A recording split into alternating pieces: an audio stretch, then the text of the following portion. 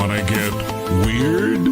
The Witching Hours is your home for all things paranormal, supernatural, and unexplained.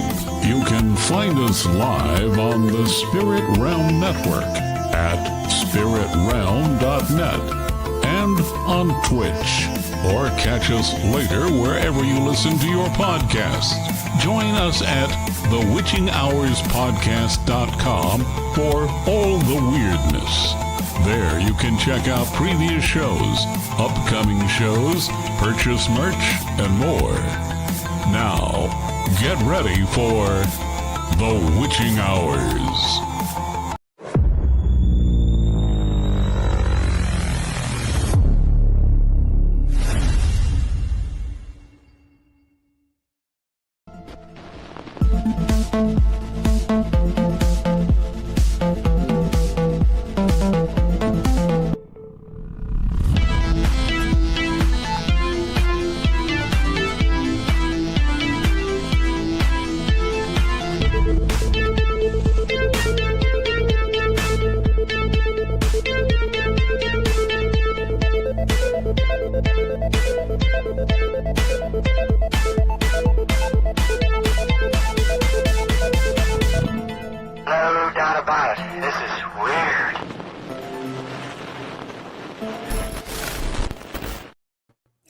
From the land of conjurers, flying through the internet to your device like a UAP, hauntingly unexplained and downright weird, this is the Witching Hours, and we are ready to take off in the flash of an eye.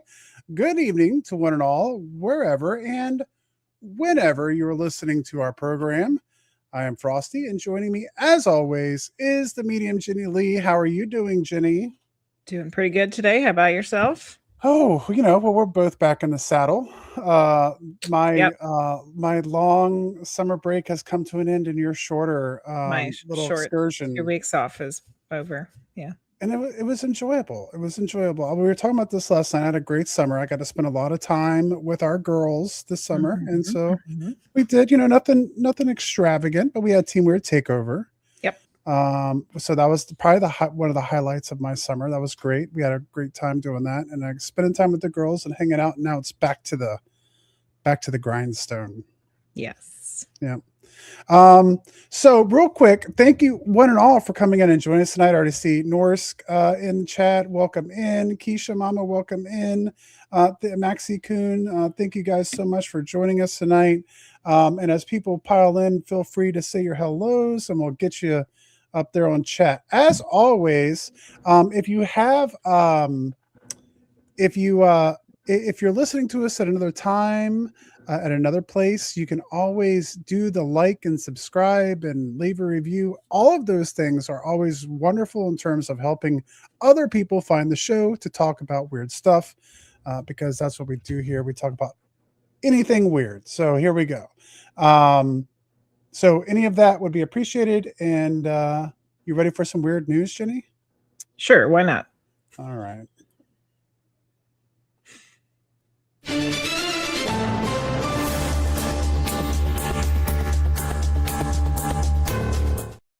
If you've got a spooky shop, haunted attraction, paranormal book, or a strange little business of your own, you can sponsor the Witching Hours. We offer host-read ads, and you can sponsor the Weird News segment, just as I'm reading right now.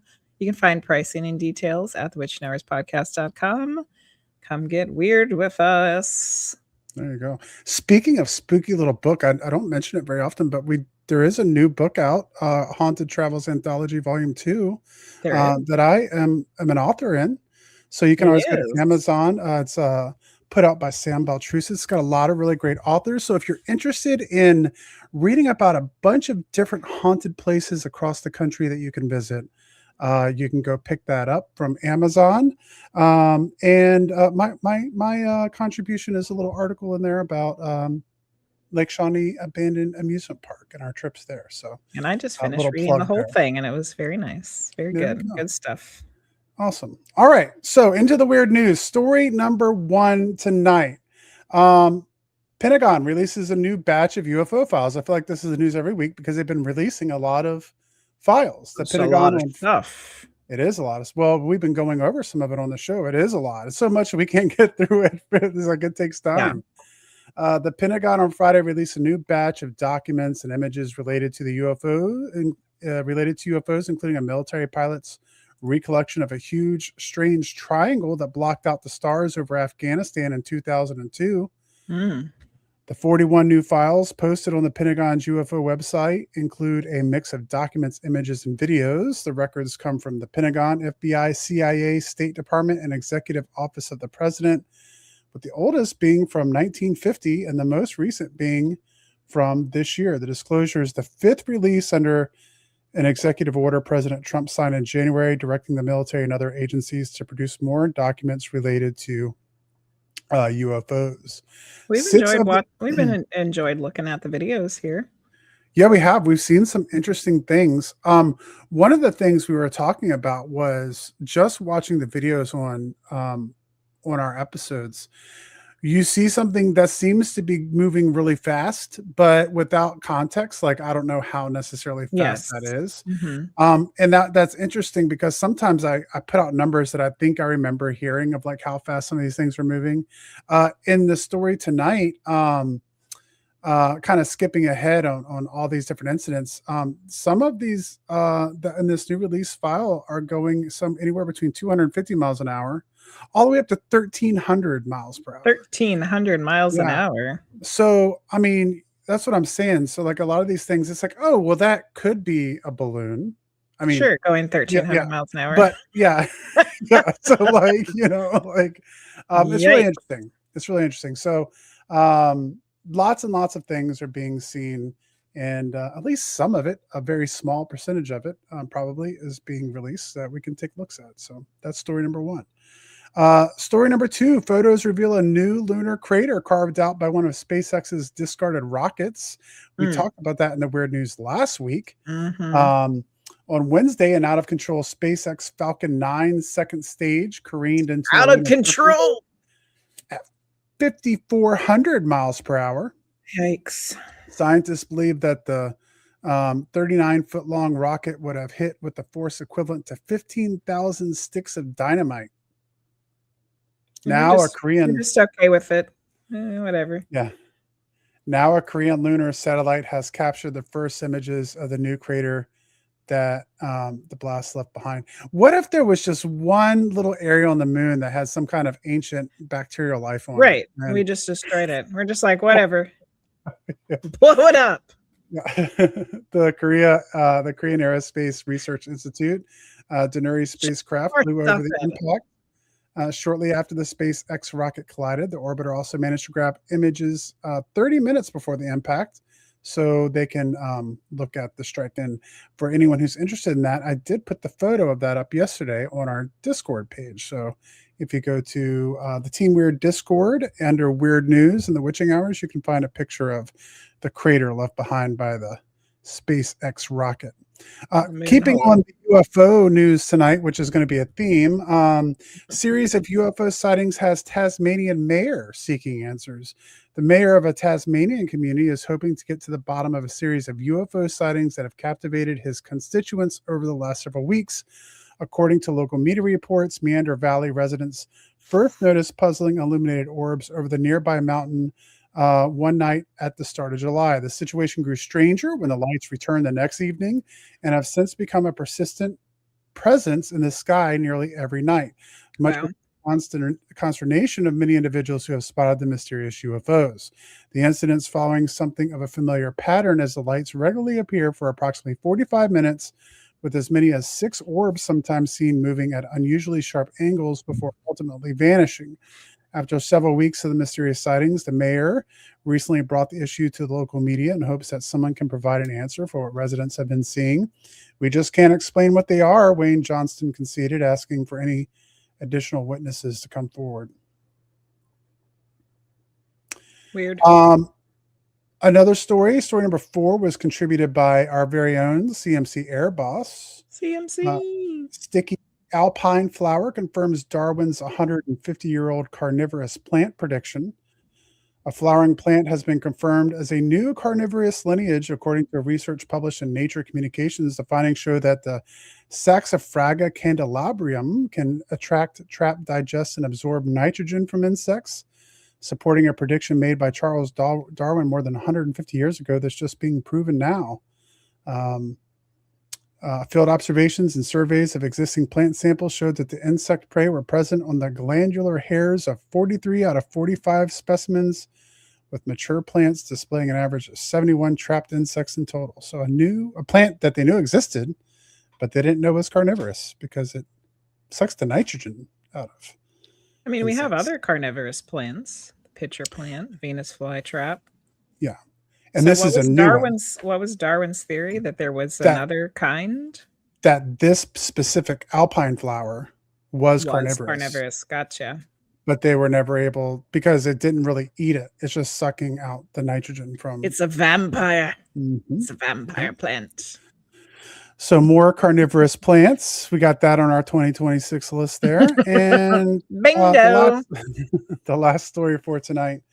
Experimental U.S. weapon test blamed for a crashing medical plane and killing 4 Americans. A U.S. military GPS jamming exercise has been linked to a medevac plane crash that killed 4 people in the mountains of New Mexico. Good Lord. The twin-engine Beechcraft King Air was flying from Roswell to Ruidoso in early May to collect a patient when its pilot suddenly lost access to their modern navigation systems. Roswell?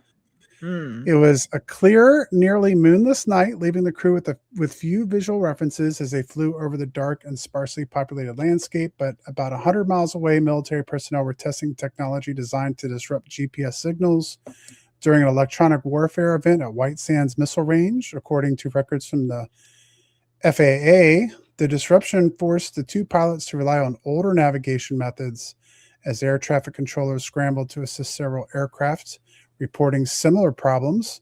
The pilots eventually abandoned their instrument approach and attempted to fly visually towards the lights of the airport, unaware that the 10,000-foot Captain Mountains stood directly in their path.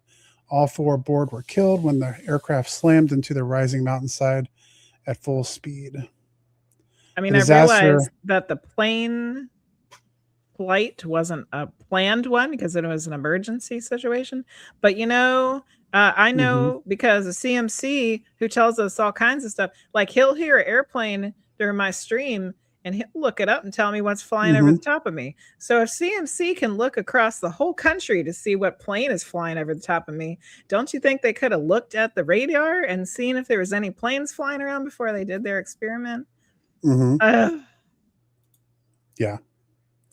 The disaster My phrase of the year is not acceptable. This is not acceptable. The disaster marked the first fatal civilian plane crash in the U.S. known to be linked to an electronic warfare and has raised urgent concerns about military technology interfering with civilian aviation. Yes. Quit doing how about that? Yeah, and it said in the article too that a couple other planes were having issues, and they probably were scheduled. So, right. Once again, just my observation that there's a lot of problems with those things. So frustrating. Yeah. All right. Okay, Jenny, we got something new tonight, new for us and for all of our listeners. As everyone knows, on the first week of the month, the first week of the month, we have Allison, the Priestess of Wonderland, who comes and joins us and gives us our moon phase and astrology update for the month. And now, on the second week of each month, we are going to have our friend Jim Krug come on to discuss what's going on with MUFON sightings in the UFO world. So we're going to do that tonight. James Krug serves as the planetarium director of the Neil Armstrong Planetarium in Altoona, Pennsylvania. Krug hosts public programs at the planetarium and observatory throughout the year. He has been a MUFON field investigator since 2015 and a Pennsylvania State Section Director for the past 5 years. Please welcome to the show our MUFON expert here, Jim Krug. How are you doing, Jim? Hey, good, Frosty, Jenny. Thank you all for having me tonight. I really appreciate being here. Yeah, we're excited to have you back and hopefully back for many more times. I hope so. Thanks for the invite. We'll try to keep your listeners engaged here with some up-to-date MUFON news. Yay. So the big thing going on within MUFON is finally, after many years, they are replacing their antiquated CMS or case management system. It was built with an older computer programming language called Perl, which is very, very hackable. And so there have been concerns within the organization that somebody could come in, essentially hack into it, and either copy down a lot of confidential information or just destroy a lot of what's there. And so here at the start of next month, it is being replaced by a much more contemporary cutting edge system called the Andrus system, ANDRUS. And so it's going to allow field investigators to be able to do a lot more with their cases. And then all field investigators across the United States and the world will have to do a couple hours of training through MUFON University to learn how to use the new system. And I'm kind of excited since I've been here last. I guess I should update my bio. I was promoted to chief investigator in all of Pennsylvania. And so that's just, thank you. That's just a couple states north of you all. But it's neat because I literally get to see every single case that comes in. Wow. And unlike other chief investigators who all had their own style and they were good, I really try to look at every single case before I send that out to state section directors that I used to be all across the state. And then they can either work it themselves or then they can send it to one of the field investigators underneath them.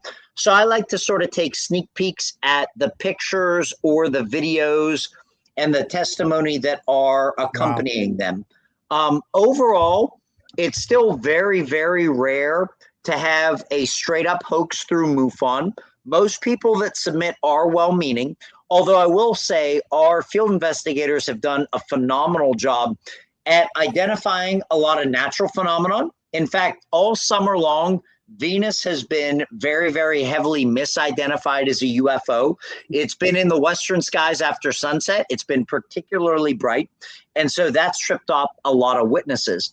Another thing that's actually tripped up witnesses, surprising here, is insects flying in front of Ring doorbell cameras. Oh. So right now on MUFON, they actually only have, if you go to report a UFO, they only really have one disclaimer, and they say, make sure before you file a report that it's not a SpaceX Starlink satellite, because I'm sure both of you have seen them. They look so crazy and odd. Wild.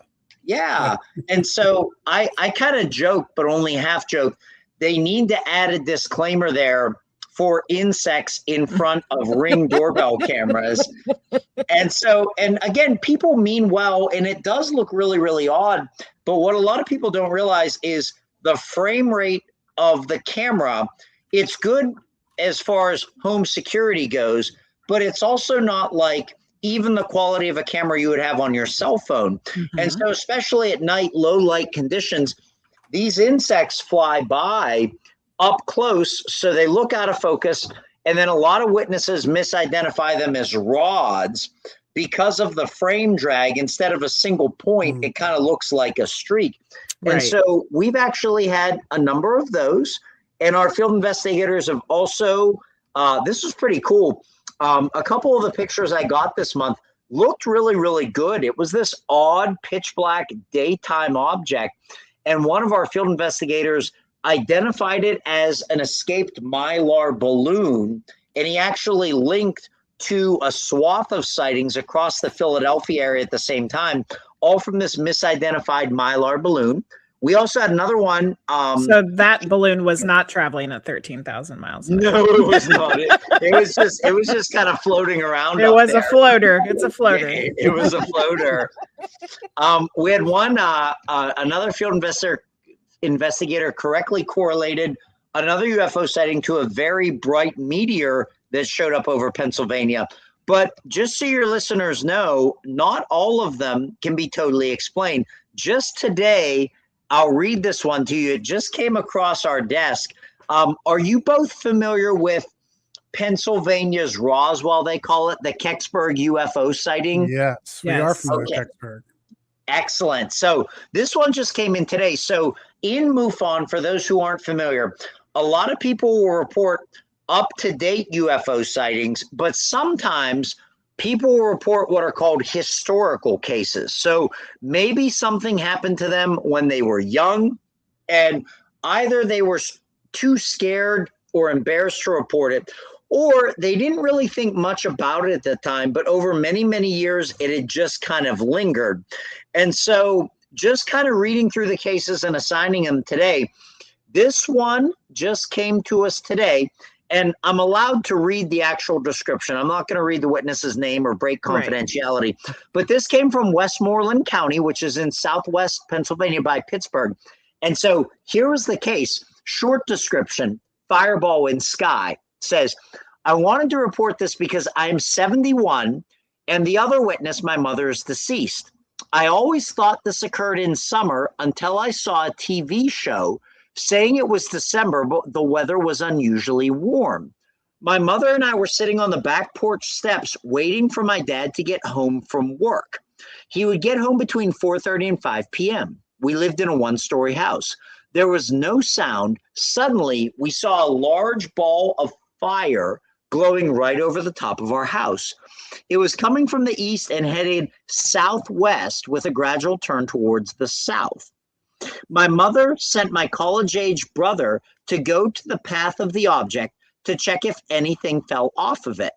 My brother never saw it. He was in the house. He was just sent to check on the situation. He didn't find anything. There were no trees in the way, just big fields.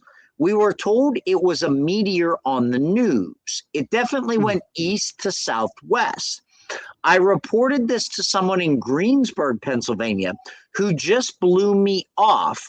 He was on a radio show. He wanted to have my brother call in.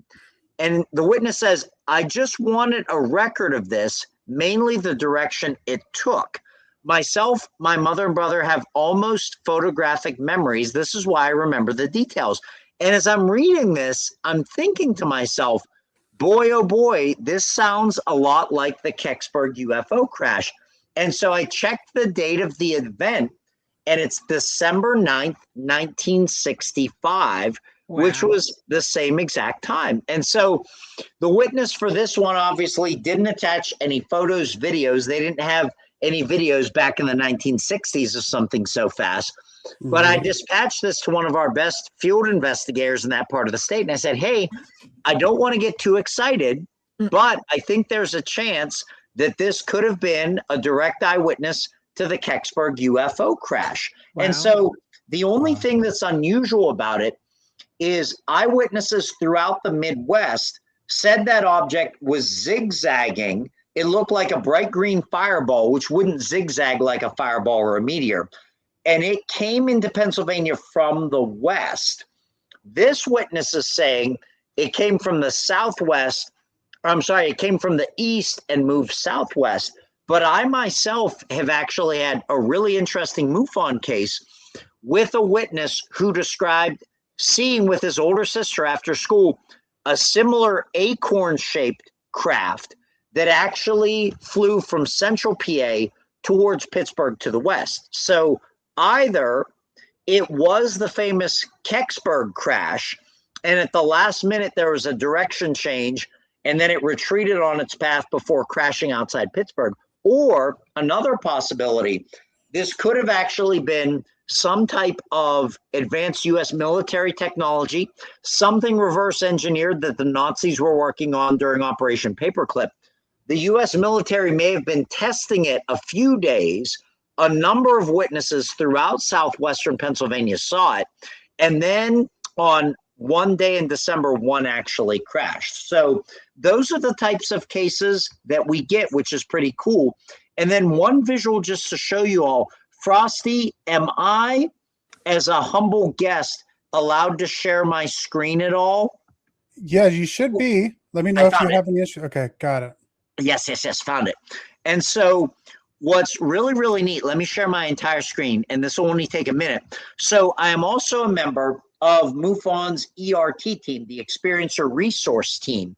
And so these are the type of cases that deal with a more hardcore situation, kind of like alien abductions. And so can you all see my screen right now? Can you see this eyewitness drawing? We sure can. Excellent. So I had a series of interviews with a really fascinating witness, and what she described was highly unusual. She was laying on her couch late at night, and she was watching a UFO documentary on her phone through YouTube. And at one point, with her fingers, she tried to spread out to zoom in because she thought that she saw writing on the underside of one of the crafts. And she said she suddenly tried to sit up very, very quickly, unexpected somewhat. She just tried to sit up and adjust. She said as she sat up, she inadvertently minimized YouTube, went to camera, and went to selfie mode. And then to her shock, saw two grayish yellow extraterrestrials right behind her at the corner of this couch right here, essentially looking at her screen with her. They were watching the documentary with her? Yes. And so she herself immediately turned around, saw nothing there, looked back at her phone, and then they were just gone. Wow. And I found it fascinating because one thing that I've kind of gotten into a little bit based on a number of cases is multi-wavelength identification of UFOs and extraterrestrials. So a number of people using night vision goggles, not only the older ones that kind of glow green, but the newer, fancier military ones that are phosphorus that kind of glow white. They've been able to report seeing UFOs they cannot see with the naked eye. And so I do think there's a good chance our eyes are tuned to such a narrow band of the spectrum that there's a really good chance, and remote viewers report this too, that outside of the visible part of the spectrum, there's a wealth of activity going on with extraterrestrials. And so it was a fascinating case, and talking to her more, it turned out her own father was in military intelligence. He himself was a lifelong experiencer. And then peeling back layers of the onion, she was as well. And so I found the account fairly credible, and I thought, isn't it neat? Maybe there was a chance there were two extraterrestrials beside her, and they really hadn't anticipated the sudden movement of her. And so for just a split second, her phone camera picked them up before they either disappeared or activated some type of cloaking, and then she couldn't see him at all. So there's been a lot of neat stuff going on in MUFON, Pennsylvania over the past month. Wow. Excellent. Thank you, Jim. That was fantastic. Thank you. But if you got a ring door light, bell light, and you see some crazy stuff on it, it's probably just a bug. Yeah. There's at least a good chance of that. I've seen ones which are pretty cool. Even from where I live, people have actually been able to record like meteor explosions in their Ring doorbell cameras. But a lot of times it ends up being bugs. And just add one last thing to what Frosty said earlier about the Department of War releasing these UFO files now. I'm actually part of a special MUFON team where we're getting assigned these files. And so we have to look through the Department of War releases. We get assigned about 10 files at a time just to see if there's anything credible. And most of them are fairly mundane, but I have gotten some good ones. So far, at least, most of the good ones that come from the military aren't from them trying to see UFOs. They actually come from war zones like Afghanistan, where a lot of their satellites are just doing routine surveillance to try to keep the troops safe, and then they inadvertently pick up a UFO. So if you have the time to dig, there have been a few neat ones in there. Excellent. Thank you again, Jim, and we're going to have you back on for a full episode here in the future, but we look forward to your next update. Okay, thanks, guys. Have a wonderful August, and I'll see you and all your listeners in September. Thanks everyone. Jim. Bye. Take care, everybody. Bye. All right, excellent. And Gino, Jim brought up Venus. We've seen Venus a lot on our evening walks, and our daughter asked the other day. Yeah. What is that? Because the sky was still pink, like you couldn't see the stars yet, and It's Venus the evening was star. super bright. So I gave her the whole, teacher rundown on it, and she was asking all kinds of questions. So I imagine a lot of people are seeing Venus and wondering what the heck's going on right now. All right, guys. We're excited about tonight because we had a wonderful conversation the last time our guest was on. And as soon as we got off, we're like, there's still so much that we want to talk about. So Holly Hall is an intuitive life and business consultant with an education in psychology, philosophy, and hypnosis therapy. Holly is a master astrologer and clairvoyant. She integrates insights from past, present, and future timelines, combining the expertise of an astrologer, intuitive guide, and coach. She currently hosts the show Stargazing with Ask Holly Hall on the Spirit Realm Network. Please welcome once again to the show, Holly Hall. How are you doing, Holly? I'm doing great, Jenny and Frosty. How are you guys? It's nice We're to doing finally wonderful. meet you. I had to miss out on it last time. Yeah. My daughter had something to do, and You were Allison AWOL. filled in. Yeah, Yeah, so that's right. It's nice to see you. It Nice to worked see out you really too. well, though, because It did. Allison knew a lot Allison- of questions about astrology because she's I our just astrology watched person. the episode today, so I could be prepared. And yeah, she had so many great questions that I would have never known to ask because I don't know that much about astrology. Really. Yeah, she you did know? awesome. Yeah. Yeah, that's great. Well, excellent. Well, the last time, first off, what have you been up to since we've had you on last? I know you were always super busy, and the last time we were talking to you, you were going to be making an appearance on none other than the famous Coast to Coast AM. Yeah. And I know. what else? It was brilliant. Yeah. It was great. And I got a lot of connections from that. They're going to have me back on. So they say probably in about Ooh. 3 months. They say the guests that they like, they have back on every 6 months. And they said I would be back. Yay. So we'll see what happens. I don't always count my chickens, or what did they say? Count my Yeah. eggs before they're hatched. Right. I was just at a conference, PSI, the Psy Games, and that was awesome. In March, I don't know when we did our last session. In March, I was at one in Arizona, and this one was in Charlotte, North Carolina. I met a lot of amazing, wonderful people. Chris Bledsoe, which I've interviewed before, and he knows who I am whenever he sees me. He's like, "Hey, Holly." So it was really fascinating. It's quite interesting what types of abilities are starting to come out that are natural, specifically with children, but even adults. So the Psy Games is where people compete to see how the remote viewing, telepathy, blind sight, all of that. And I was actually able to get a little lesson in blind sight. So they put the blinders on me, and I had to hold like colored papers, and I shocked myself. I got like 70% right. 30% is considered, anything over 30% is considered psychic. There were certain colors I just couldn't get, but there was a pattern of colors that every time she gave them to me, I got them. So I was kind of cool, fun. Wow. So you kind of did explain what blind sight is, but is there more to it than just like? Well, there's two different types. There's blind sight, where they're saying that people are remote viewing or they're seeing without their eyes. Nicola Farmer, who does the ICU, and she's kind of the forefront of the Psy Games, and she's actually being asked in a lot of, she's been on the telepathy tape. She'll be in the telepathy tape movies.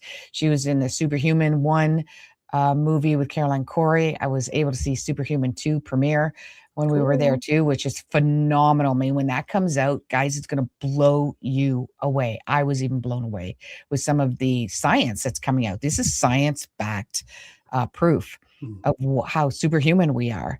Wonderful. So the other one with Nicola Farmer is that it is cellular vision, which means your entire body is able to visualize. That sounds wild, but somehow it makes sense to me. I know, right? It's just, I don't know. Like everybody, they call them windows. So I really didn't see a window. I mean, it's the first time I did it. So if I keep doing it, I'll open up a window, and a window means you can literally see it. But I could see more when it was behind my head. So I had the blindfolds on, and I would feel the paper, but it would be When I put it behind, like right about here, then I would be able to see it. And I wasn't, sometimes I could see like pixelated color, but mostly I just knew. I just know Yeah. like that's, and it was Mhm. very quick. I'm like, yellow, red, blue. And she's like, yeah, she was actually really shocked Wow. because I'm an adult and adults are harder to learn Yeah. than children are. But you have been I have the using these abilities. kinds of gifts and you Yeah. practice them. And the more you practice them, it's like a muscle, the better you are at it. Mhm. So Yeah. you do that type of work for a living. So it makes Yeah, sense. exactly. Yeah. Exactly. Mhm. Do you know that there's a connection between aliens and astrology? No, tell us more. I had I'm actually really fascinated with this whole alien. It's just like, it's like a TV series where you just can't Mhm. put it down. You can't wait till the next one comes out. That's me right now watching like everything, anywhere from David Grush to like anything that's coming out from the Yeah. government. I've had It's my a own lot. insights as well. But with ancient aliens on the History Channel on Ancient Aliens, they actually brought out the popularization of, if you look at the old ancient glyphs, they've got the entire zodiac system on these Babylonian time glyphs, and they actually have all the sun and the moon and all the planets, including Pluto. And there's no way with the naked eye that they could see past Saturn back then. Mhm. So there's Yeah. this sort of galactic code. And this was a book that was written by Samantha Kennedy, and Ancient Aliens and Astrology is the book. And it suggests that the zodiac is an advanced mathematical language. And even in like Galepi Tepe, it's one of the pillars Mhm. that Graham Hancock found, Mhm. and this was a constellation of Scorpio is in there. There's also Sumerian mythology that the constellation of Aquarius is where, in the Aquarian age, is where the aliens that were then are going to come back. But one of the things that I knew before I even researched it, and this is how I know this because I was doing this with astrology, I could see what I would call like the planet Uranus. I would call, well, you're a Uranian. I stopped using that term because it sounds too much like Iranian, but I would go, you're a starseed, because there is this cosmic origin, and this was popularized by Brad Steger, that there's a belief system that human souls originally are reincarnated from other star systems. I've been told that my star system is Sirius, Sirius B, and there are people that say they're from Pleiadians or they're Mhm. from all the different star systems. The way that I can, Uranian or sorry, Orion, the way that I can tell is I look at the planet Uranus or Aquarius and I see if there's a positive or strong contact in somebody's chart. And then what I say to them, which I think a lot of people could probably attribute this, but I'll say, you've always felt literally alien since you were young. You felt different. You felt odd. You felt like you couldn't connect. And one of the big telltales is that I call it sort of like Spock syndrome, where you find it really difficult to understand why people are base their decisions or their reactions on emotions only, and that they're overly emotional. I'm not talking about sensitive. I'm not talking about being intuitive or empathic. I'm talking Mhm. about people that are just very, very emotionally based with no intellect connected to it, like no grounded concept around it. And I call it the Spock one because if you ever watch this old Star Trek series, he would always make that comment that this does not compute. Right. That he just doesn't understand that side of humans. But of course, he was half human and half Vulcan. And yeah, so that's the origin and the connection between aliens and astrology. Wow. Yeah, that's really interesting because I've always kind of wondered about the origins of astrology and like I don't know if we mentioned this last time, but it's one of those things for me where it's like it makes a lot of sense. like Jenny is the one who kind of introduced me to astrology and were kind of telling me about the signs when we first started dating and stuff. And so much of it makes sense. I fit my sign, so many of my friends, but I always kind of wondered like the science behind it. But this idea that it could be more of like a mathematical kind of thing that's being, something about the universe that we don't quite understand that was put into a way for us to be able to understand it makes a little bit of sense. Yeah, I think. absolutely. I mean, it goes back in BC, Babylonian, Mesopotamia, like it's ancient, zodiac. It's Yeah, I mean our whole universe is built on micro and macro patterns that reflect and mirror each other. Reflect. So Mhm. it's like, why wouldn't that be part of it too? It's all connected. I think it's a decoded language. And if you look back in like the Book of Enoch, where they talk about the fallen angels, which is the I'm gonna lose. Okay, it'll come to me. It's considered an alien species as well. So let me sit on that one for a bit. But if you look at the fallen angels, it Like the was Nephilim or whatever it is. that's close to it. Something. That might be some kind of word like that. one of them. Yeah, no, the Anunnaki. Thank you. The Anunnaki. yeah. So the Anunnaki, God had sent them to Earth, and the three rules they had is they weren't to fornicate with women, and they weren't to teach women sorcery, which they did both. So hence why they became the fallen angels. And one of the sorceries is astrology. Now, so it's thanks guys.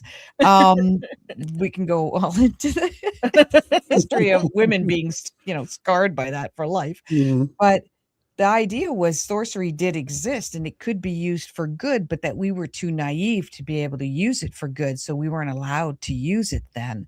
That doesn't mean it's evil to this day. I think it can be misused. Definitely. I've seen it misused, and I go out of my way not to misuse it because I want it to empower people. I don't want it to force people into a box where this is what's going to happen to you and you have no choice. That's not it at all. It's energy, it's power, and you can use it to your advantage by just knowing good timing. I mean, good timing for anything can work in a lot of different parts of life, not just with astrology. So it's not too woo-woo to talk about instinctual timing and knowing what to do, when to do it. All of the great business people will talk to you about that, even just with communication. There's an art to communication and timing and receiving and whatnot. So, yeah. Well, you brought up Göbekli Tepe a little bit earlier and Graham Hancock, and that's another part of it there of like his hypothesis is that site was specifically put there to warn about like impacts, like meteor showers that could have, so the idea that we're using this idea of what area of space we're looking into to warn future generations of which once again is another thing that makes sense and another way to be able to measure sectors of space that we don't really have any way to wrap our minds around other than that, really, right? Yeah, absolutely. I mean, it's a map of the sky. There's timing. There is, I will specify, because somebody in the chat was saying, Libra, Venus is in Libra right now. I do what's called a sidereal astrology, which is astronomy astrology. And it is what NASA would be looking at in the sky. So I'm looking at the planets where they are against the constellations now, not 2,000 years ago. Western astrology was accurate 2,000 years ago. But as time went on, because Earth is on a wobble and on an axis, we are now slightly, even the North Star, we're slightly gravitating away from it, and the poles are shifting very, very slowly, but slightly as well. So we're looking in a different direction. Yeah. So what is Venus in? For real, Venus is in. We got Virgo. So Mercury's in Virgo. Mars is in Gemini. Venus is in Cancer. I believe. Yeah. Or is it in Virgo? Venus might be in Virgo and Mercury might be in Cancer. I have to look that up. Since he said Libra, it's probably Virgo. Yeah, could be like the next one over. Few degrees. Yeah. Right. Okay. Yeah.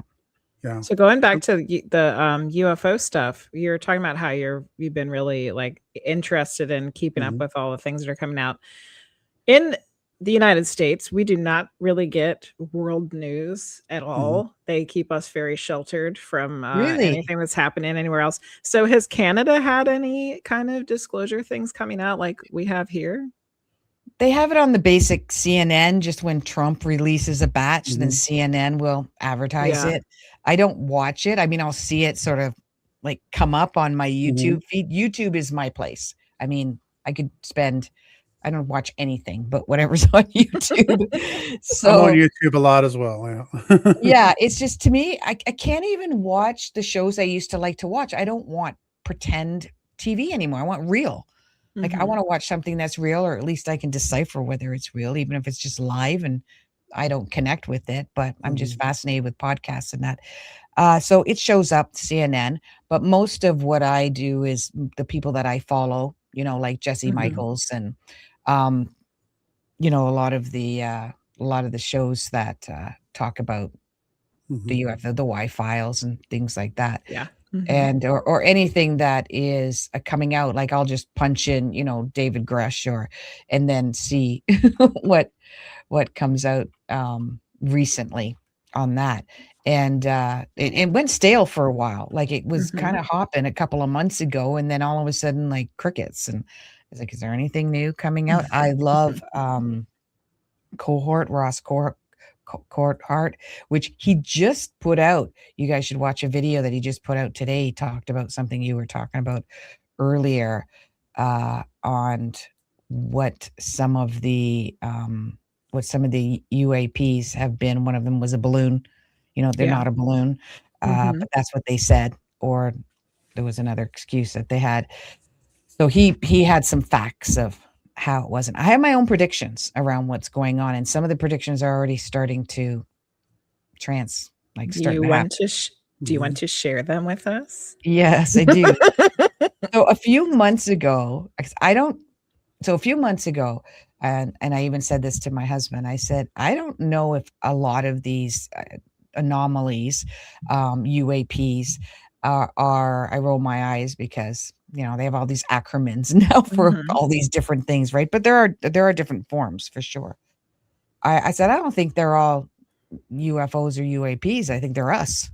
Yes. Humans Yeah. are, reverse engineered, and they're practicing basically and going over the United States. So mine was China. I think China is the strongest of the reverse engineering, and they're also very strong and they're secretive around it. It's interesting because Canada's government has kind of gone on the hush right now, but Canada's government is trying to be more in an alliance with China and Oh, work wow. more with China than with the United States, or I think there's somewhere in Europe. Saudi Arabia, I think, was one of them Well, too.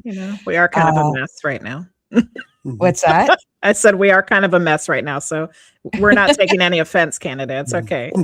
Yeah, one of the I travel a lot. As you know, I travel a lot in the States, and I get flack for it here because there's this we're not going to the States, which is one of my biggest pet peeves. Because Yeah. let's not go back to the Holocaust where we start like damning everybody because of one person. Right. And I'm kind of embarrassed, to be honest with you, that Canada is being that adamant about it.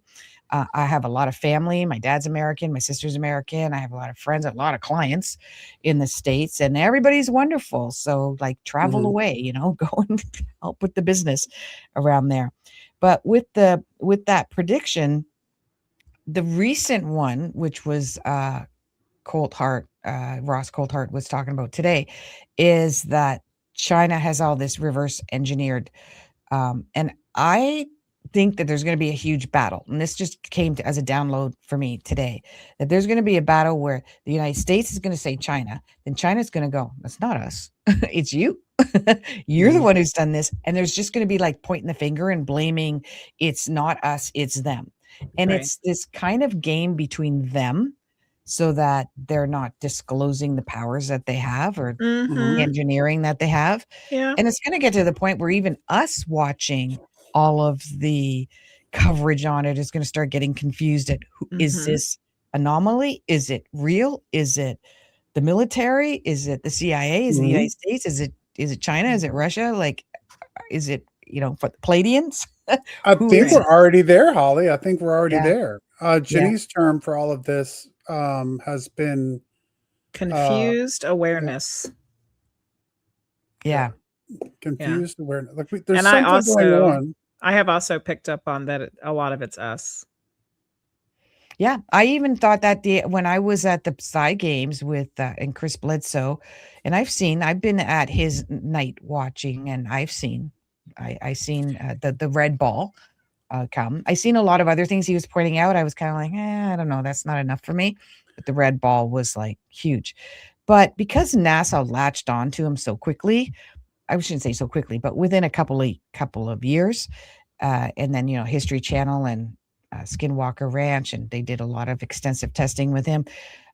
I'm not 100% convinced that every single thing that he sees is anomaly, that it could be NASA presenting stuff for him to see and other people to see. It's all psyop, right? But at the end of the day, I believe that the aliens themselves will present themselves to us. That will be undeniable. I don't know how that can be done because of the technology. They can do anything now and it would look real. Like, how would we know?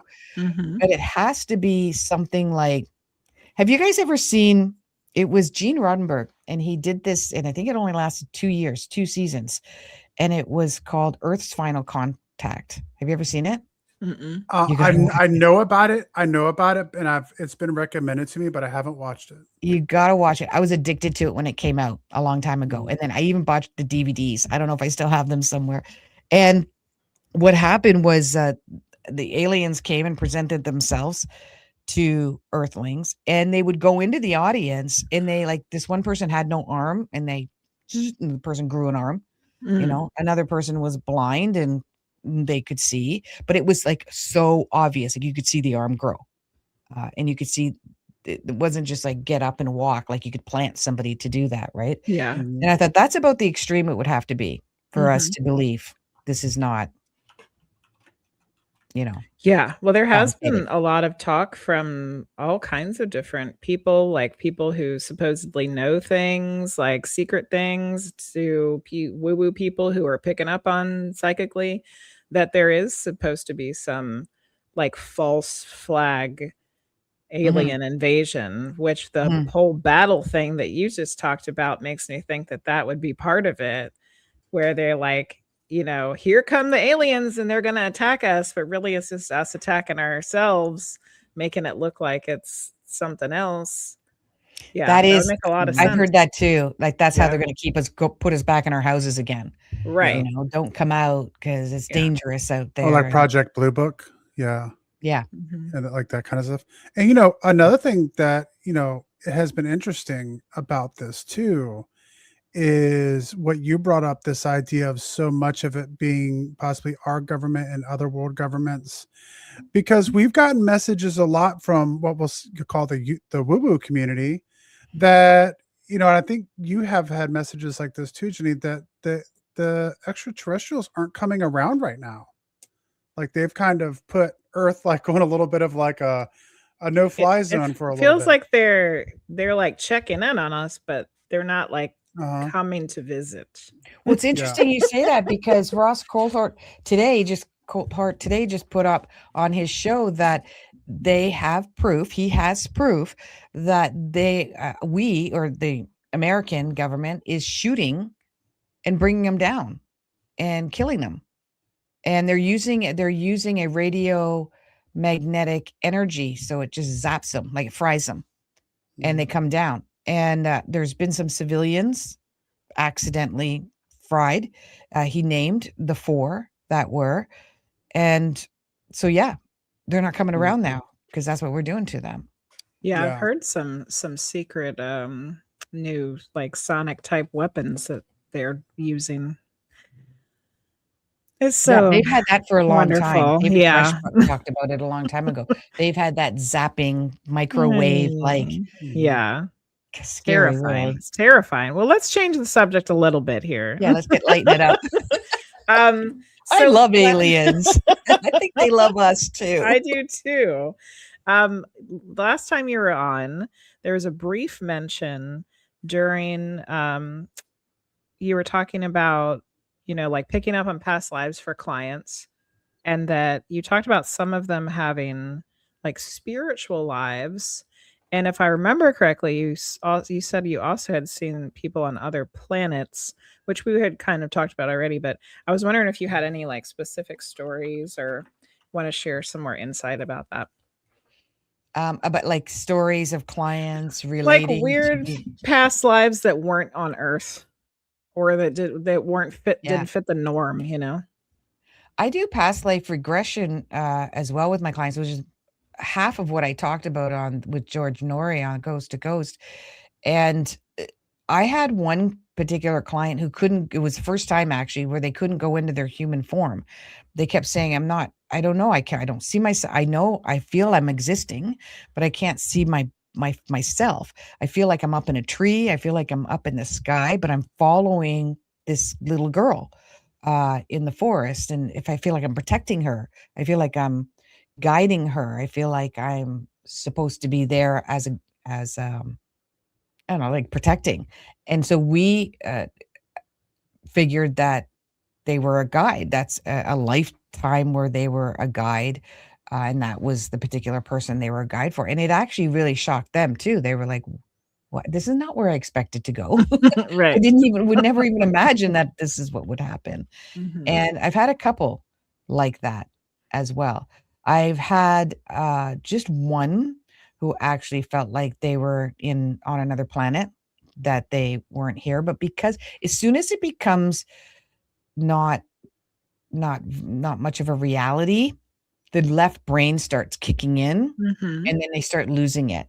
Because Yeah. I had the one with the planet, started to describe it in detail, and then all of a sudden, because she started questioning it, she started to lose the connection, Mhm.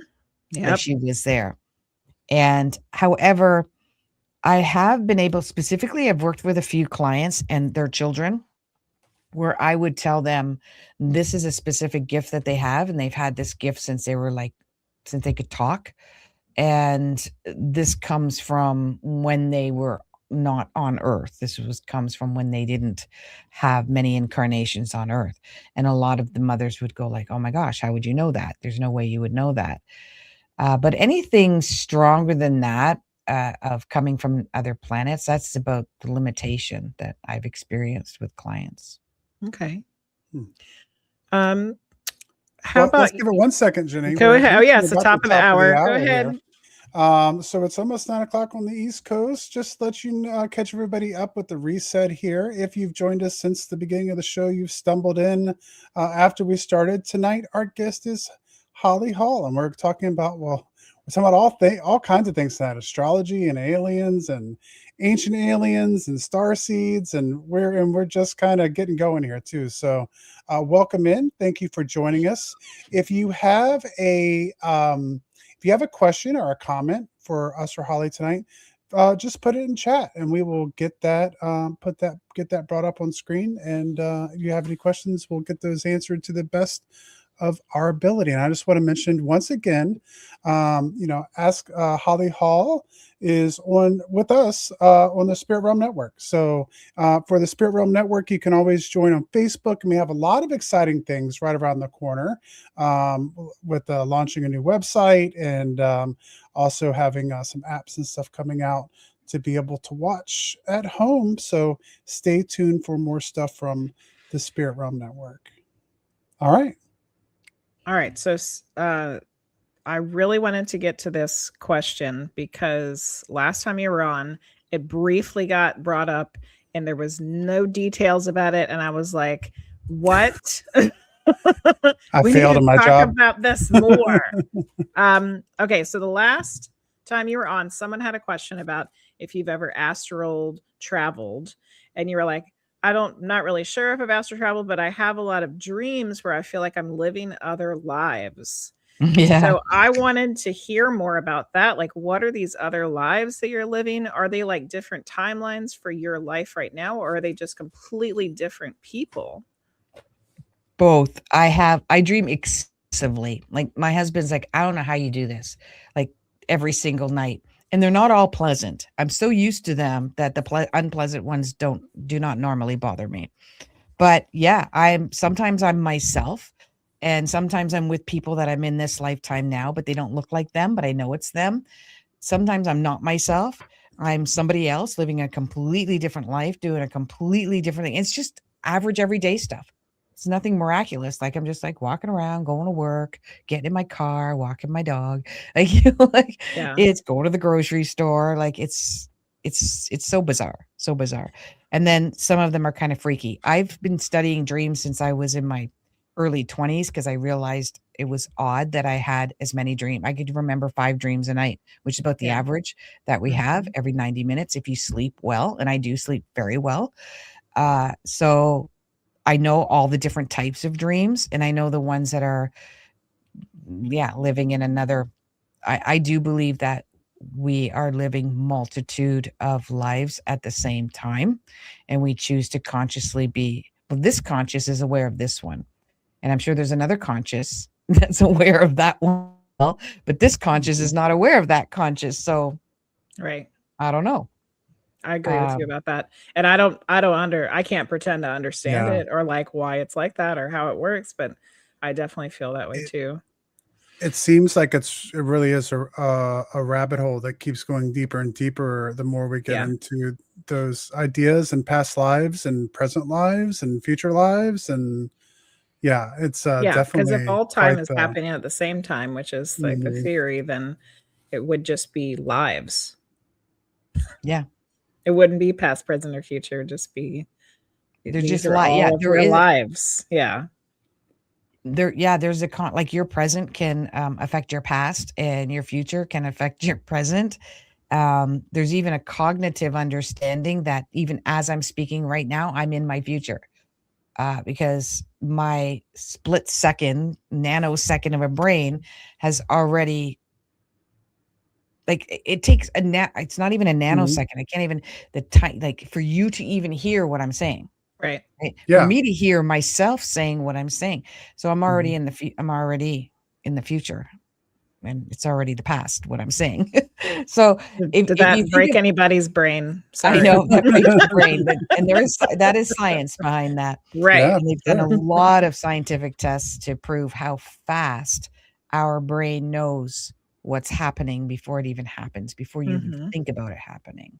Right. Mhm. Cole has a question for you. Yeah. He wants to know, do specific planetary alignments influence alien connections? Oh, okay. So I'm thinking he's talking globally, that there might be a planetary aspects that are happening now or in the future that could show that aliens are about. So let me put it this Was way. Go I ahead. was gonna say specifically, he's also talking about, like, with astrology and astronomy being combined with that, are there certain alignments that make it where there's can be better communication with certain aliens or certain connections?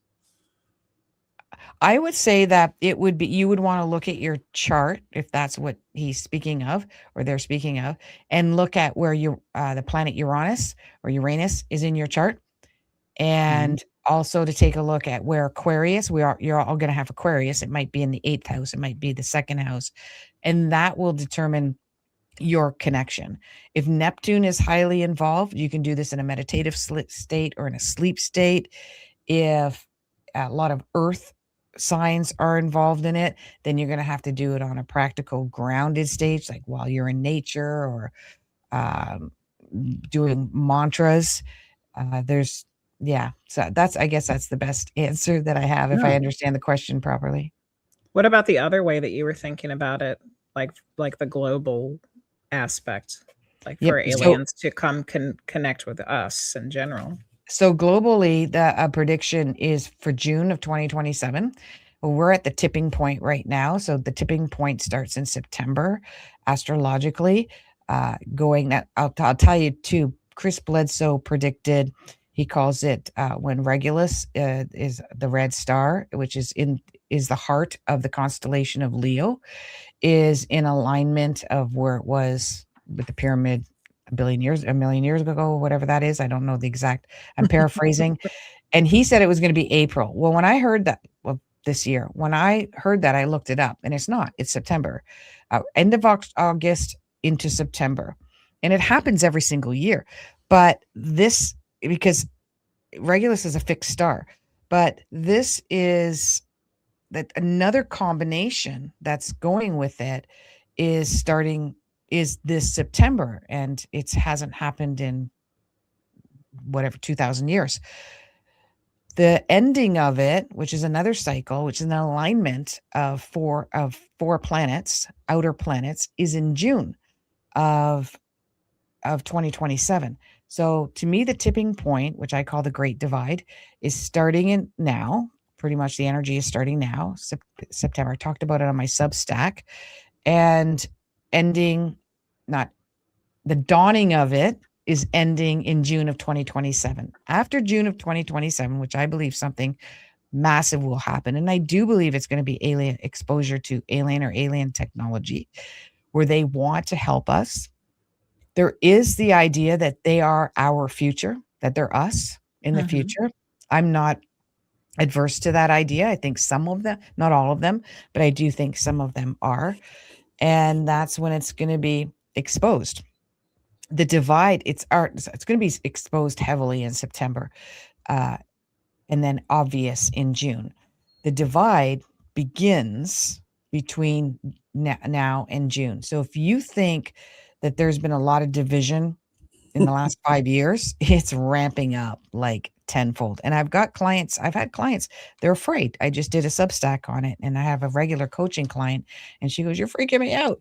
And I go, "No, this is what our reaction to it is what you should be freaked out about. If it makes you angry, if it makes you argue with people, if it makes you more divided, like you have to be on a side, then you got to take a good look at yourself." But what's happening out there, it's not harmful. It's not scary. Nothing's going to hurt you. But your reaction to it can be very hurtful. If you've got abandonment issues, if you've got bullying issues, if you're bullied or abused as a kid, it can trigger you, right? And a lot of people have already experienced it in the last 5 years, the division around it. Now, what I call the Great Divide is when this is all over, we're going to divide into two different ways of living. Half, or let's say half, I don't know what the division will be, but let's say half will go status quo with technology and government surveillance and believing that the big brother is there to really help us and serve us. And the other half will go, "You know what? We can do this on our own. We can have our own government. We can house ourselves. We can use our own technology. We don't need to wait for government approvals and we're going to do this separate on our own." But that'll be another 5 years after that. It won't go without a fight. Let's put it that way. Nope. And then there'll be people like arguing with each other about it. You know, that you shouldn't be there. You should be here. But it was making me think of like there's been so many, I'm sure you're familiar with the idea of the shift, like the earth is shifting into a different dimension, frequency, density, whatever words people use. But I had heard of one theory that it was almost like the earth like splitting into two different earths. And when you were talking about like people making the choice, like making the decision to go like this way or that way, I could see that happening where it was just like this rip like down the middle, like these you know what's interesting things. One of the biggest plates on Earth is dividing. There's one in Africa, and they're already feeling it. They're already seeing, scientists are already seeing that it's dividing, and that eventually Africa will be split into two, completely, like the continent split into two. That's going to take thousands of years, but it's already started. The other one is Cascadia, which is going along the coastal of California all the way up into the lower parts of BC. And that is a plate shift as well. Now, this shift is more like that, right? And a slight separation. And that's going to cause earthquake and kind of like a tsunami in that area. And it's not, you can look it up. It can be dangerous for the people that live really, really close to the coast, but it doesn't have to be. Yeah, and we've had so many really intense earthquakes on the earth Yeah. recently. Just one today in Colombia I saw was another 7.4. It's wild, So as wild. above, so below, right? Right. As We within, did as without. we do have So a comment question on Facebook from Jessica. She said, I've been asking God to send aliens to heal me because I don't trust these humans. Do you think I'm nuts? I don't think so. I mean, I think there's a fine line between aliens, guides, angels, and your own higher power. So I don't really think it's nuts. I don't think so either. I believe I know we have the power. You watch that Superhuman too, and Mhm. you'll see we have the power to heal ourselves. Right. What I would do if I was working with her as a client is would just put it out there that can some other worldly source come and heal me. Maybe it's God, maybe it's an angel, maybe it's an alien, Mhm. whatever it is, just summon only good Right. to come and help Right. heal you or show you the Mhm. way, because you can ask for that and then the next day you read an article you've never seen in your life, or somebody comes up to you and says, oh, you know what happened to me and this person helped me, and you're like, oh my gosh, that's the kind of help I Right. need too. Like Mhm. It doesn't getting have a to little come road magically. signs like point Yeah. this way. Yeah. Hmm. Yeah. Yeah. Yeah. There are lots of cases, talking about people who have had experiencers and stuff like that, where they do, come back with health problems that have been alleviated. And Preston so Dennett it has is. a whole book on Mhm. experiences where people are healed by ET. NDEs. I was addicted to watching NDE Yeah. for the longest time. And there's a lot. I mean, some came back with some problems too, but some came back as savants and some came back healed as well. Mhm. Yeah. Yeah, we've had a couple NDE experience people who've had that experience on the show to come and talk about that, and it's always been very interesting. Yes. Such a powerful experience for many of them, Like, and you don't know how it's going to come. I was praying for it a couple of years ago because I was having a lot of panic attacks. And I was always relating it to my thyroid because my thyroid was always being, wonky. And suddenly my adrenals not really failed, but became extremely insufficient. And I ended up in bed like for a year and a half. My doctor diagnosed me and said it could take up to 10 years for you to heal. And I What? was like, yeah, that ain't gonna happen for me. No But way. Yeah. that's what can happen. He experienced it as well. That's how he became proficient in this. So I did a ton of work. Well, I'll tell you, long story short, by the end of it, all the work that I did and the discovery that I did, I no longer have panic attacks and never have. I learned to control my central nervous system. I learned to understand my central nervous system and how my adrenals would react to it. I learned to adjust my diet drastically. And a couple of habits that I had, I got rid of during that time and they didn't come back. So, like, careful what you wish for, but I wouldn't change it for the world. It was a year and a half. That's right. Looking back, that wasn't that long of it. And now I'm cured of a whole bunch of problems that I had before that. Wow. And I'm able to help a lot of clients with Yeah. adrenal insufficiency and thyroid Mhm. issues and, related issues. And I can That's see it what in a chart too. I can see adrenal issues in a chart. I can see thyroid issues in a chart. I can see allergies to dairy and things like that in somebody's chart. Yeah, I always feel that way too about my own bad experiences. It's like anytime I have somebody, I'm working with somebody and they've had a similar bad experience, it's like, well, like then I feel kind of like it was important that I had that bad experience because now I can help somebody else with it. Yeah, Yeah. Mm. 100%. Yeah.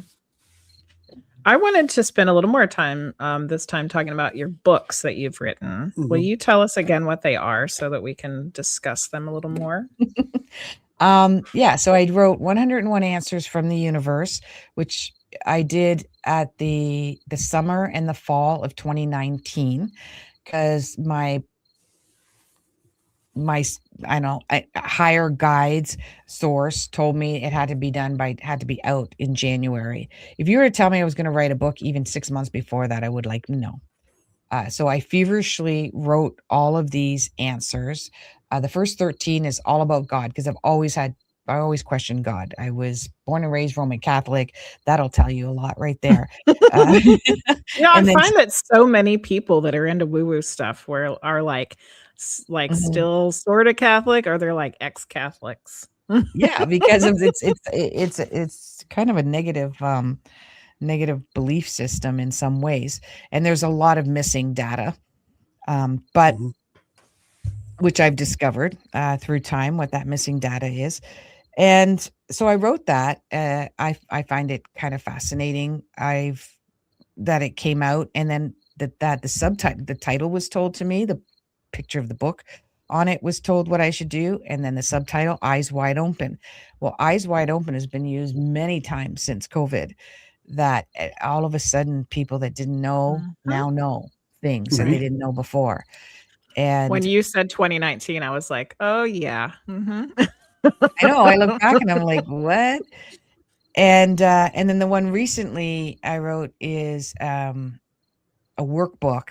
It's perpetual, so it's 30 days, but you can continue to use it, and it's, The Only Way to Manifest, and it walks you through chapter by chapter, and you can use a journal outside of it, you can write right in the book, and it walks you through all of the different layers and levels of manifesting Where for can 30 people days.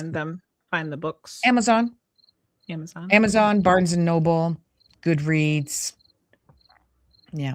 What was Excellent. one of the more surprising or interesting answers to one of the questions that you had from your asking the universe questions? Oh my gosh. I think the one was the God one. That's going to be controversial. I You're talking to talking to preaching to the choir here. I asked if I asked if there was a God, and the Mhm. answer was no, not the way that you phrase what you humans call God. Right. And I asked if there was like a gender, and it said no, there's no gender, and it is an all-encompassing energy, that God is in everything, and it mostly is an H2O. So the energy of God, which is the energy of love, is in anything with H2O, which everything has H2O in it, and that's where it lives, and that's where it thrives. So I think that was the most shocking one to me. And then at one point I said, well, then if there isn't like a God, then who am I talking to? Like, where am I getting this Right. information from right now? And the answer was just, it's like a library. It's like, I said, it's like Akashic Records. You guys call it Akashic Records, but it's just a library of information that you guys contribute to, and you can download and receive. And it's a constant, perpetual cycle of information that's constantly changing and adjusting. And you have access to that good, bad, and the ugly. It's all there. Yeah. The other one was that we're in a galactic war, which is interesting because that's now becoming popular, that idea. And actually some of the UAP people are coming out and saying that that's what's happening. And I said that back then. So this galactic war between, the best way to explain it is good and evil, but I really like to explain it as sort of like negative and positive. Yes. It's this yin yang kind of dance that happens, no different than you need positive and negative on a battery for it to work. That's an example of it. And so it all needs to exist. It all is existing. You can't have good without evil. And people think that's really weird, but you can't. There would be no such thing as good if everything was good. It'd just be you wouldn't even know it was good. No, like, the saying, if everything in the world was red, there would be no such thing as a color red. Right. So yeah, it's this galactic, and it's out of balance, which is what's happening. So the fight is trying to put it back into balance again. And so that the negative energy is where it belongs and the good energy is where it belongs. But right now they don't, it's just out of balance. So that's what we're fighting. So that's in the book as well.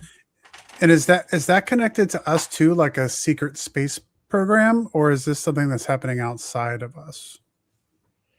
It's connected to us. It's an entire, it's the entire universes, or however you want to look at it. It's I mean, it's unending, right? There's no beginning, there's no end, you'll never find the end of space or the end of the universes, but it's everybody. Everybody is involved in it. Everyone is a player. Everything is a player in it. And the more that we mess with, I've always been told that Earth is a playground for us. And this is a place that's supposed to be enjoyable for us to go to. And we've messed that up. And so we're trying to take back our playground. We're trying to get it back into balance again. It hadn't been very enjoyable for like forever. I don't believe it's a prison planet. Yeah. I believe we voluntarily come here, especially now with 8 billion people on a planet, to either play or at this time is to straighten things out. Yeah. And I'm not talking like 100 years. I'm talking things need to be straightened out since back in the Atlantis days. Like that's when we screwed up ever since then. And we've been trying to fix it ever since then. Yeah. Or Lemuria. Keep just digging the hole. Yeah, we're not doing too great. Doesn't seem like. No. We're getting there. We've done this a few times. You know, some say if you watch Greg Braden, there's the understanding that we're in our 6th incarnation and that we've done this 6 times and we've different ways, have been destroyed. So a lot of according to him, we're the furthest we've ever been. We've gone the furthest that we've ever gone, I think. A lot of indigenous cultures, that's part of their mythos is that we're on like the, whatever number planet, Earth, because we keep screwing it up. Let's get it together this time, guys. Let's do it this time for real. That goes back to someone we talked about at the beginning with Graham Hancock too. The idea that there's been multiple versions of like humans kind of bringing themselves up, starting over again. And like, there's been some kind of humans left behind from the previous incarnation that were able to like go around and like kind of teach some of the fundamentals again. So yeah, I mean, it's not an uncommon idea. For sure. My new fascination, I don't know what you guys know about this, but that David Grush, there was another, not Richard Dolan, there was another one that was just on Jesse Michaels recently. He usually stays kind of hush hush, but all of them seem to have this common thread where they talk about that there is a benevolent God, higher energy of love. They felt it, they've seen it, they've experienced it, and that's what we all should be focusing on is this prayer, God. So I'm more, because of the Roman Catholic upbringing, I'm kind of question that sometimes, and what I've learned about the problems with some of the scriptures that we've only been, 88 is missing, right? I'm fascinated by where are they getting this information from? How do they know? I think they should start spreading that word more of where are they finding this pot. Like they seem to be very, not just optimistic, but adamant that there is a higher power out there that is loving and that we need to focus on that more and love more than anything else. Have you guys found that common thread that's talked about often? I haven't heard that through the UFO folks, because what I keep seeing is the fear mongering. But it's good to know that there are some of those UFO folks that are talking about that. And yeah, like you said, it would be nice if they talked about it more. Yeah, David Grush, Yeah. when he gets into it, he gets really teary-eyed. What's the other Right. one? Brown? Something Brown. It is very emotional. He Yeah. gets very emotional when he talks about it. And the one I just watched recently, he gets really emotional when he talks about it as well. What's his name? His last name is Brown. Can't find it here. He's not as prevalent right now. But yeah, I don't want it to be posed as a religion, because Right. that's just Yeah. bollocks. Yeah, we've done that enough times. Right. And But like- and he even said, like, this is not an actual like being, it's an energy Mm-hmm. that is pure love. And they've even talked about this black box that when you're in that presence, all you feel is love. In this one other experiencer, he was, and like, these are military guys, right? Ex-military, and they're crying when they speak of this Good. memory. Good crying, not bad crying. Good. They should be. No. Okay, so we're down to the last few minutes. Tell everybody where they can watch your show, what time it comes on, the day. Yeah. I hope I didn't go off on a tangent in too many different directions. Oh, no. That's what we do. That's what we do around here. And then where they can find you otherwise on the interwebs. Yeah. So askhollyhall.com is my website, and pretty much YouTube, Ask Holly Hall, Facebook, Ask Holly Hall, TikTok, Ask Holly Hall. I'm really more active on YouTube, and my Substack is hollyhall.substack. I'm very active on there as well. And of course, Spirit Realm Network on Thursdays at 7:00 Eastern. I do my shows, and you can chime in and ask me a question, and I give What kind readings. of questions do you get on your show? This is one of my, I will say, there's a little bit of my pet peeve that I have. This is why I have a hard time doing live ones, even on my own, is because it becomes like party trick questions. You know, when am I going to meet my soulmate? Will I win $1 million? When am I going to be happy again? And it's just, there's so much more to it than this, guys. Like, you have complete control. Soulmates, we can do a whole show on soulmates. Because I want to dive deep and go like, okay, we can get you a soulmate, but let's look at all this other stuff. And those are the questions that I get. But there are people that do know my work, and they know and they'll ask the deeper questions like, I'm in a job I'm not happy with, and I'm looking for another job, or should I go back to school? I want to move. When should I sell my house? Where's a good place for me to move? I'm having problems with my son. Can you look up their chart and tell me what's going on? Those types of questions are the ones that I really, really like. Where you can actually provide some substantial information that is helpful, and it sounds like the person might actually follow it. Yeah. Yeah. I'm not going to say like, okay, you're going to meet your soulmate July 11th, and it's going to be on the Bridge of Manhattan, and this is what he's going to look like, and this is his age, and I'm not doing that. Right. I don't do that. Exactly. I can give you a good time frame when it can happen, but you got to kind of be a willing participant and co-creator in it too. And I'm not going to tell you what he's going to look like, because then all you're going to do is look for that person. Right. And then it could be somebody that just looks like him, and they're awful. Exactly. Oops, I picked the wrong one. You said he was wearing a polka dotted shirt. There you go. Well, thank you so much for joining us again, Holly. We had a great time talking to you again tonight. Anytime. I love it, guys. Right. Thank you. Thank you, Well, Holly. stick around for just a second. For everyone who's still hanging out with us here, we want to wish you a good night. Join us next week for Rob Guttrow and Monique Too Soon. We're going to have a great show next week as well, so you can join us again next Monday. And for all of you listening at another time in another place, we will see you all next time. And for everyone who's still hanging out with us here on Twitch and over on Spirit Realm Network, on Facebook, and over on YouTube, we are taking our Twitch streamers out to go visit The Sheltered Soul tonight. So All right. if you want a tarot reading, The Sheltered Soul. I is just doing rated tarot. her on Friday. There we go. Well, we're It going was to read her again. 1 year anniversary of tarot streaming. Excellent. Yeah. All right.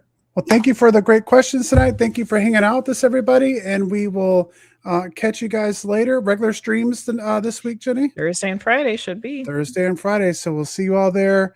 Thanks so much again, everybody. And we'll see you all later. Good night.